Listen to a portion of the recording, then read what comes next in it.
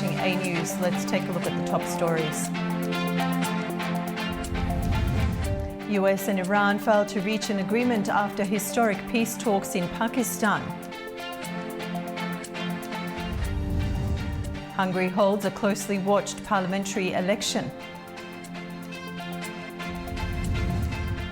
And Russia and Ukraine trade blame on violating Easter truce.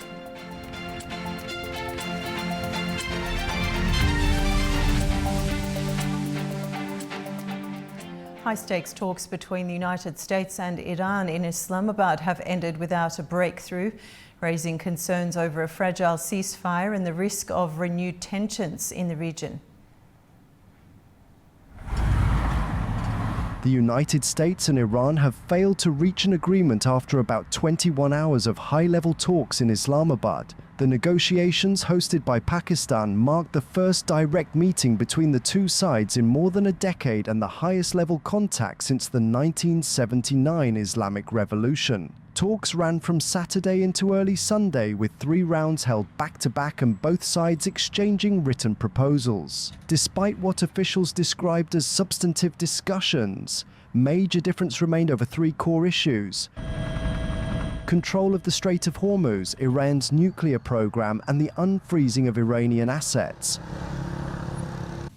US Vice President J.D. Vance said the talks ended without a deal, with Washington demanding Iran commit not to develop nuclear weapons. I won't go into all the details because I don't want to negotiate in public after we negotiated for 21 hours in private. But the simple fact is that we need to see an affirmative commitment that they will not seek a nuclear weapon, and they will not seek the tools that would enable them to quickly achieve a nuclear weapon. That is the core goal of the President of the United States, and that's what we've tried to achieve through these negotiations.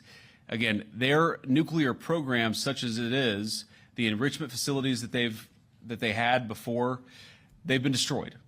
But the simple question is, do we see a fundamental commitment of will for the Iranians not to develop a nuclear weapon, not just now, not just 2 years from now, but for the long term? We haven't seen that yet. We hope that we will. On the Iranian side, officials said talks covered a wide range of issues, including sanctions relief, war reparations, and regional security. Foreign Ministry spokesperson Esmail Baghai said some progress was made, but key gaps remain.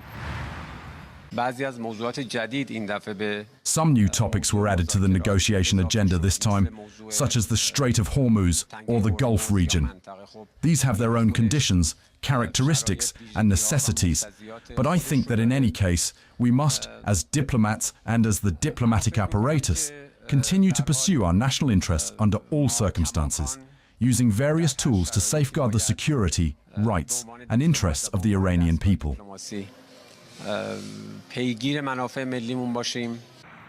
Baghai added that diplomacy would continue despite the lack of a deal. Iranian sources said Tehran rejected a US proposal for joint management, insisting on full control and the right to charge transit fees. Another key dispute centers on frozen assets. Iranian sources say Washington agreed to unfreeze about $6 billion held abroad, but US officials have denied any such agreement. Pakistan, which hosted the negotiations, urged both sides to remain engaged and continue dialogue. Pakistan has been and will continue to play its role to facilitate engagement and dialogue between the Islamic Republic of Iran and the United States of America in the days to come. Despite the setback, both sides signaled that negotiations may continue, though the path to any agreement remains deeply uncertain. The collapse of US-Iran talks without a conclusion has sparked mixed reactions in the Iranian capital, Tehran, with residents expressing a range of views on the outcome.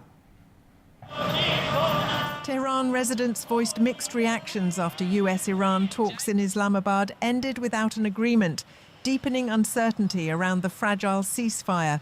Public sentiment in the capital ranged from defiance to concern. One resident said Iran must remain fully prepared for any escalation. We must always have the suspicion that they will attack. We must always be prepared.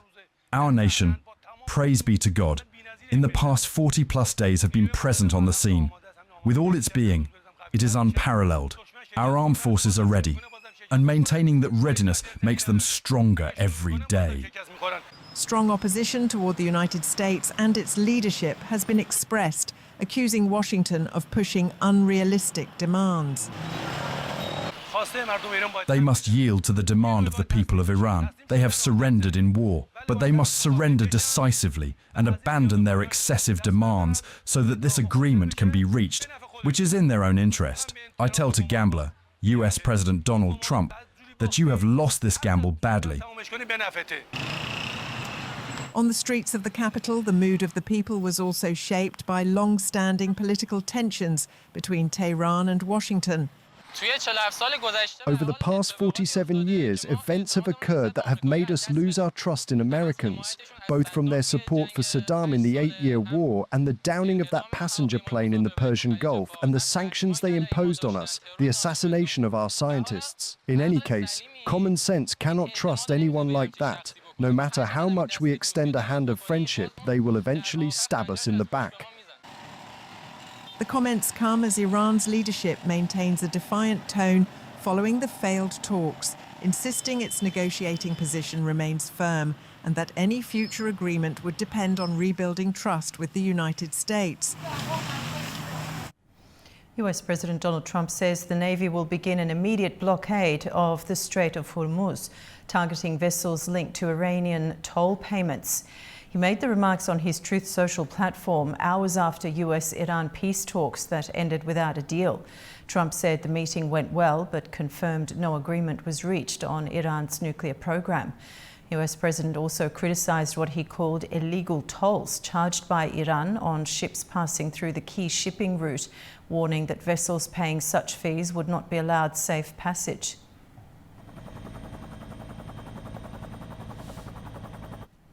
Pope Leo on Saturday urged world leaders to end what he called the madness of war in an impassioned appeal as senior US and Iranian officials met in Pakistan to discuss ending the 6-week conflict. At a special prayer vigil in St. Peter's Basilica, the first US Pope made a direct appeal to world leaders saying, quote, "Stop, it is time for peace. Sit at the table of dialogue and mediation, not at the table where rearmament is planned." Leo, who is known for choosing his words carefully, has emerged as an outspoken critic of the Iran war. Of course, the leaders of nations have binding responsibilities. To them we cry out, "Stop! It is time for peace. Sit at the tables of dialogue and mediation, not at the tables where rearmament is planned and deadly actions are decided." I receive many letters from children in areas of conflict. In reading them, one perceives, through the truth of innocence, all the horror and inhumanity of actions that some adults brag about with pride. Let's listen to the voice of children. Enough of the idolatry of self and money, enough of the display of power, enough of war. True strength is shown in serving life. Lebanon and Israel are set to hold initial talks in Washington next week, raising cautious hopes for a ceasefire. But on the ground, violence continues with at least 13 people confirmed dead in Lebanon.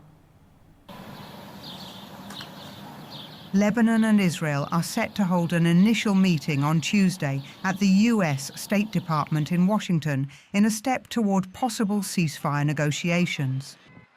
The Lebanese presidency says the talks will focus on formalizing a ceasefire and setting a timeline for further discussions, with US officials mediating. The move follows direct contact between Lebanese and Israeli ambassadors in Washington. But Israel says the current US-Iran ceasefire does not apply to Lebanon, keeping the situation volatile. In Beirut, many residents say they have little confidence in the talks as violence continues to escalate.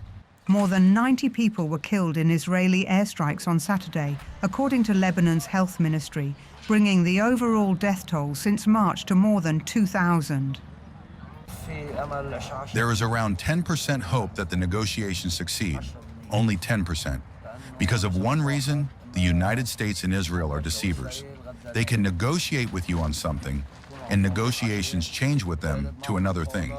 For example, they negotiated, and a ceasefire happened, and Lebanon was meant to be included in the ceasefire. In moments, things changed, and they removed Lebanon from the ceasefire.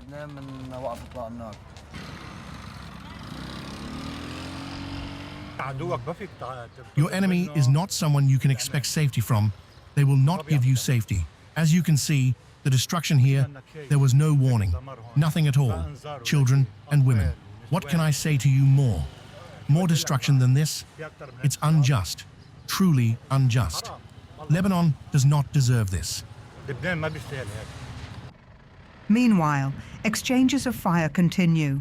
Hezbollah says it carried out drone attacks on Israeli targets, while Israel says it struck rocket launchers overnight. Air raid sirens sounded in northern Israel, while fresh strikes were reported in southern Lebanon, with casualties confirmed. A new flotilla mission is underway from Barcelona as activists attempt another voyage towards Gaza. According to organisers, boats from the global Sumud flotilla left Barcelona on Sunday on a civilian mission aimed at breaking the blockade of Gaza. Organisers say 39 boats set off first from Barcelona, with more than 70 vessels expected to join the effort overall. Rough weather means the flotilla will sail gradually before heading into international waters later this week. The mission comes as aid groups say supplies entering Gaza remain insufficient, a claim Israel denies.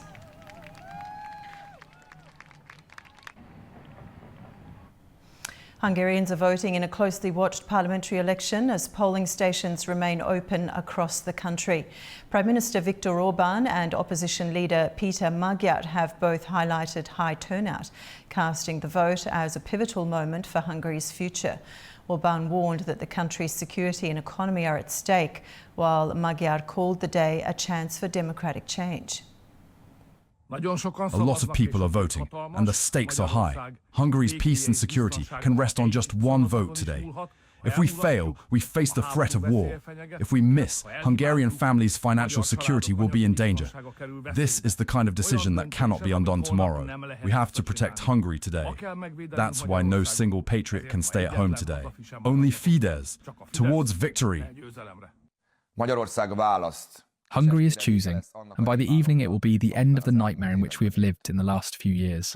A wonderful day lies before us, the anniversary of democracy. I am proud that I can be Hungarian, especially today. According to the news, there are long lines in front of many polling stations. Many Hungarians have gone out to change the system and to write history together. I ask you to take part in this dignified regime change. Vote as proud Hungarians, with heads held high, so we can build a peaceful, safe, working, humane and European Hungary. Russia and Ukraine have carried out a new prisoner swap ahead of Orthodox Easter, bringing emotional reunions for families on both sides. But hopes that the holiday might also bring even a brief pause in fighting quickly faded, with each side accusing the other of breaking a short ceasefire within hours. Russia and Ukraine exchanged 175 prisoners of war each on Saturday in their latest swap, one of the few areas where the two sides have continued to cooperate during more than 4 years of conflict. Russia's defense ministry said the exchange was mediated by the United Arab Emirates and that the released Russian servicemen were transferred to Belarus for medical and psychological treatment. President Volodymyr Zelensky said Ukraine had also brought home 7 civilians and said most of the released servicemen had been held in Russian captivity since 2022. Returning Ukrainians were greeted by cheering relatives, many holding photos of loved ones still in captivity. Overall, 182 people have been released. That is 175 military personnel and 7 civilians. And 163 of them had been held captive by Russia since 2022. So this is a real success. It is a very significant achievement. It is very hard to imagine what these people have been through during that time, and you can see that the men are returning in varying conditions. The exchange came just before a 32-hour ceasefire announced by Moscow to mark Orthodox Easter, one of the most important religious holidays observed in both countries. The truce took effect at 1300 Greenwich Mean Time on Saturday, with Zelensky saying Ukraine would abide by it and urging that it continue beyond Easter.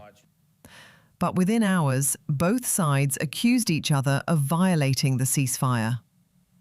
Russian officials said Ukrainian drone attacks in the Kursk and Belgorod border regions injured 5 people, while Ukraine's military said Russian forces had broken the truce 469 times through assaults, shelling, and drone strikes. The accusations echoed a similar Easter ceasefire last year, when both sides also blamed each other for violations. Peruvians are voting in a general election seen as a test of whether the country can overcome years of political instability. Polling stations are open nationwide as voters choose a new president and Congress in a crowded first-round race. Nearly 30 million people are eligible to vote, with no clear front-runner among more than 30 presidential candidates. A runoff on June 7th is expected as leading contenders remain well short of the 50% needed for an outright win. The vote comes after years of political turmoil, with Peru seeing 8 presidents since 2018, deepening public distrust in institutions. Preliminary results are expected after polls close at 5 p.m. local time.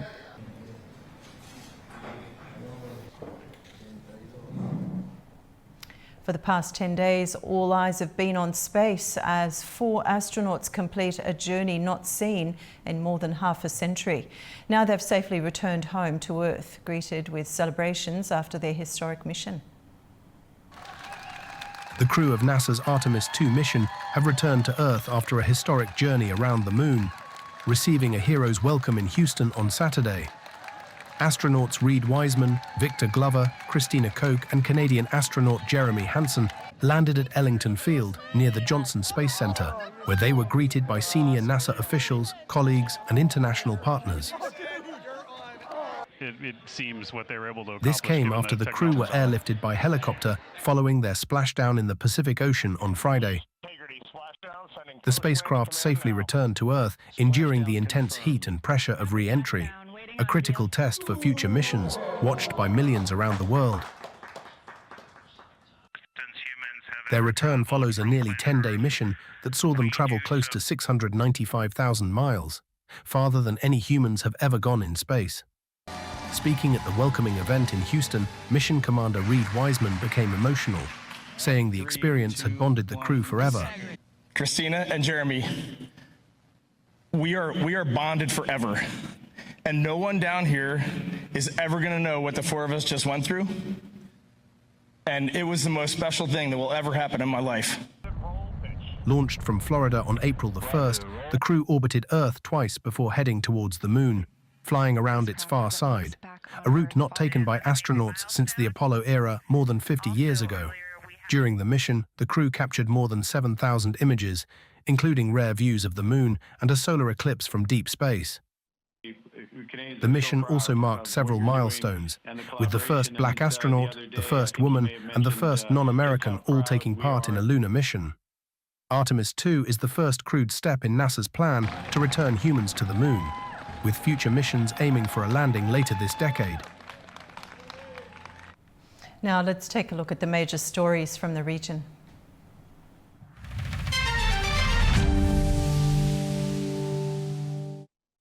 The Azerbaijani embassy in Iran has resumed operations on the 12th of April, according to Azerbaijan's foreign ministry.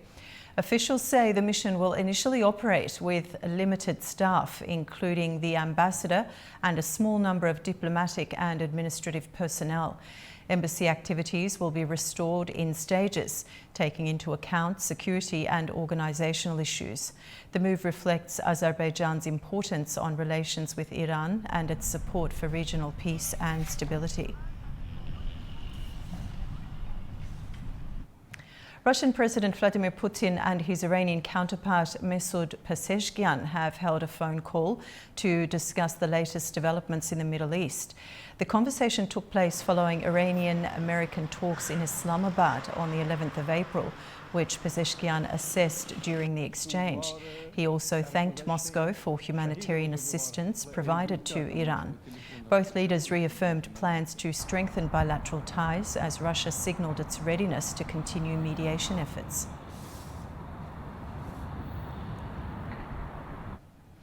Rescue teams are continuing to deal with flooding in Russia's Dagestan after unusually heavy rains in late March and early April. Authorities say more than 500 homes and roads remain submerged, with over 500 people in temporary shelters. At least 6 people were killed, while up to 1.5 million residents were affected and more than 6,000 evacuated, including children. In neighbouring Chechnya, waters have receded and recovery work is underway. A federal-level state of emergency remains in place in both regions. 9 suspects have been arrested in connection with a terror attack targeting a police post in Istanbul's Beşiktaş district, according to Turkish authorities. A total of 17 people were detained, with 9 formally arrested, 2 placed under judicial control, 1 released after questioning, and 3 still in custody. 2 officers were slightly injured. Authorities say the attack was planned by ISIS and that suspects are believed to have acted within its network and supported the operation. A round of talks between Azerbaijani and Armenian civil society figures has concluded in Gabala after 3 days of discussions on peace-building efforts. Nigar Shirinova has more from the ground.